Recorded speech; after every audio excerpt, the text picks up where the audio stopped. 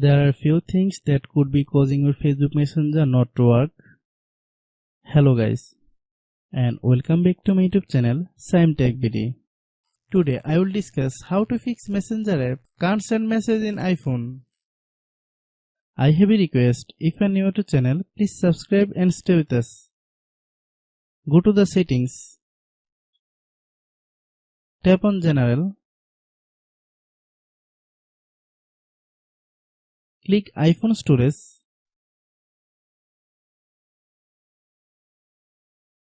Find Messenger. Click Messenger.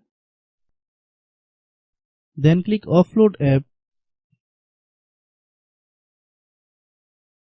Click Offload app.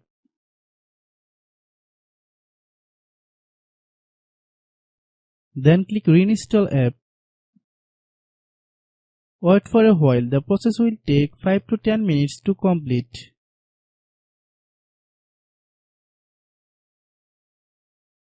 Then open the App Store.